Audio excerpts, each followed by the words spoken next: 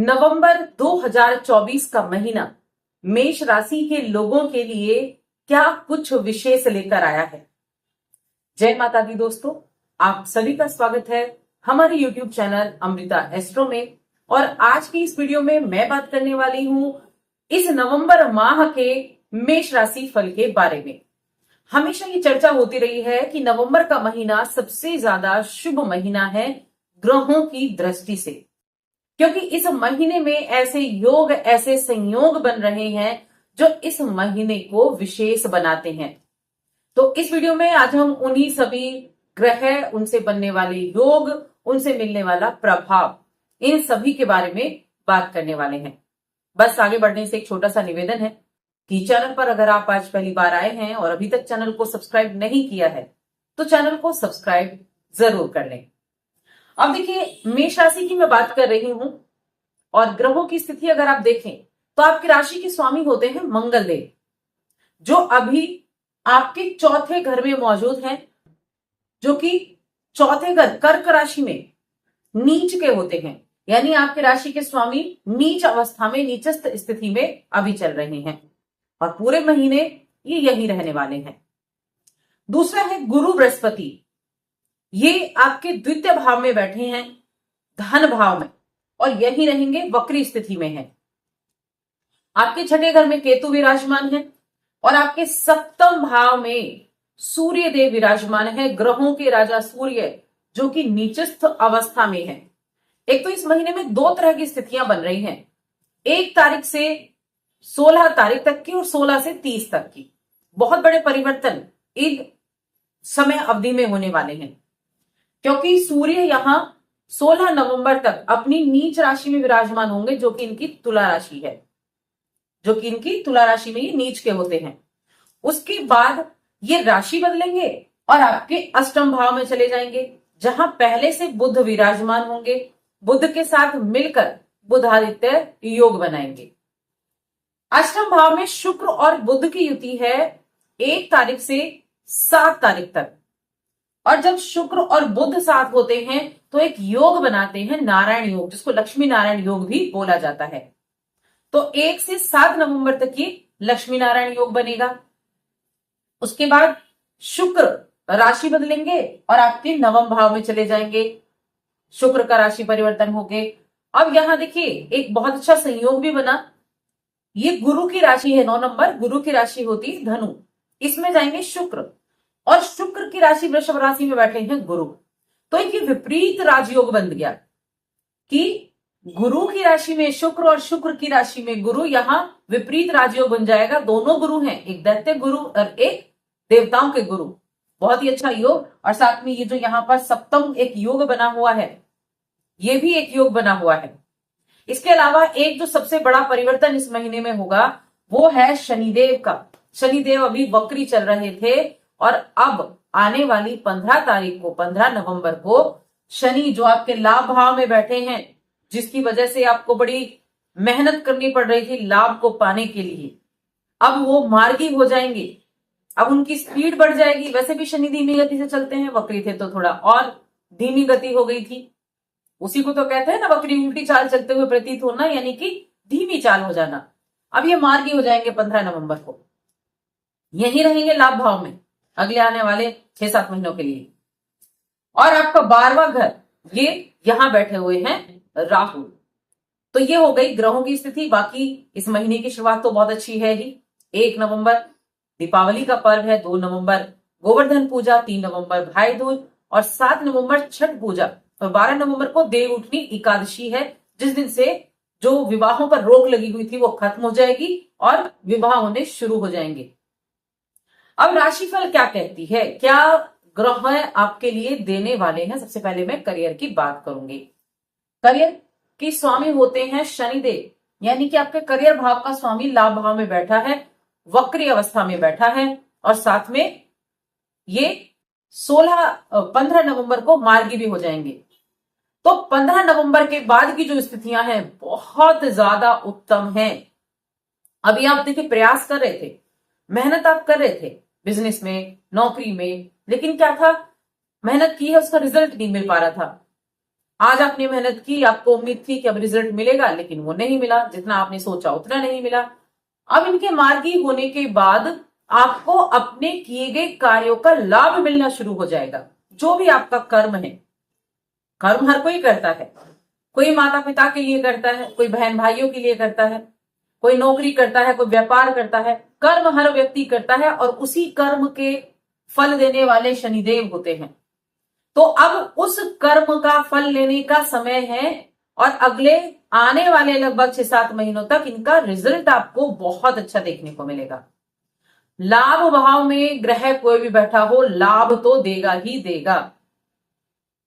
तो उसकी स्थिति बहुत अच्छी होने वाली है। अब साथ में मंगल नीच राशि में बैठे हैं, लेकिन दृष्टि डाल रहे हैं आपके कौन से 10वें घर पर।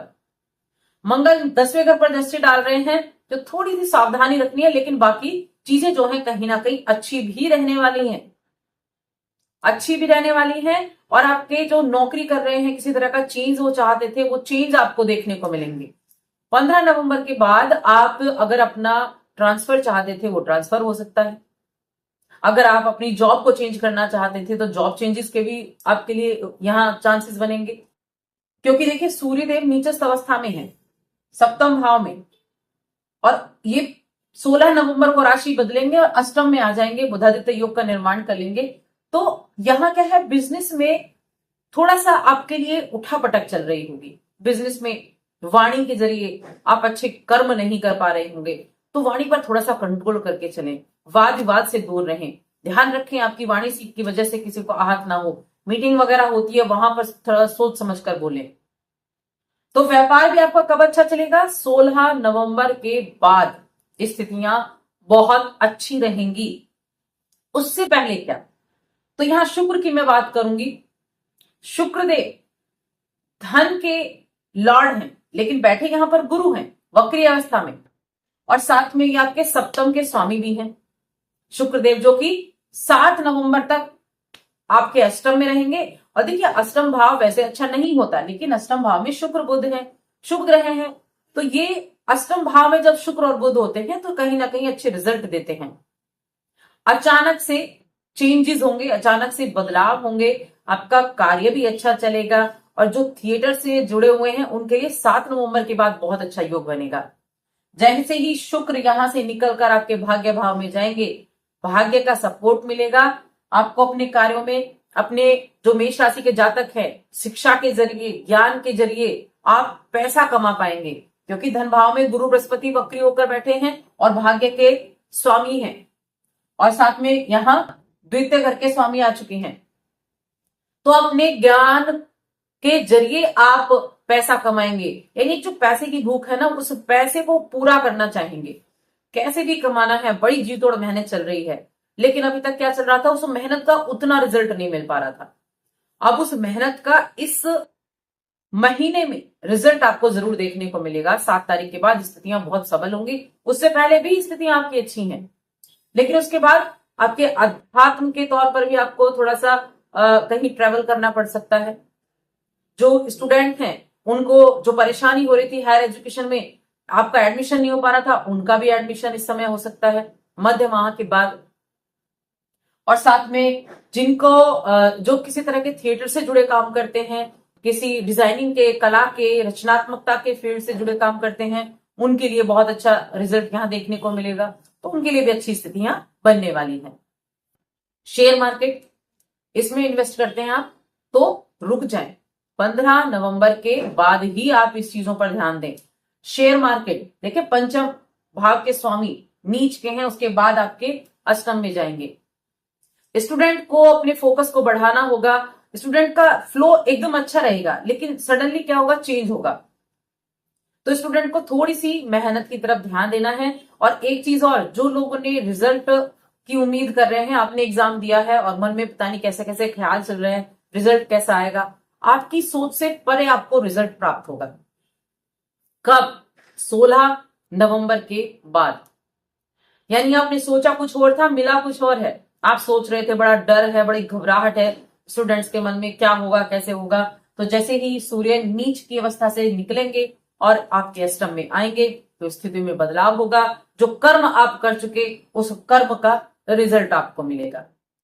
अब यहाँ ये भाव प्रेम का भी है, प्रेम जीवन, वैवाहिक जीवन की बात कर लेते हैं। देखिए विवाह के घर में सूर्य नीच के बैठे हैं, सीधी लगन पर दृष्टि भी डाल रहे हैं, तो वैवाहिक जीवन में थोड़ा सा आपको सतर्कता बरतनी होगी।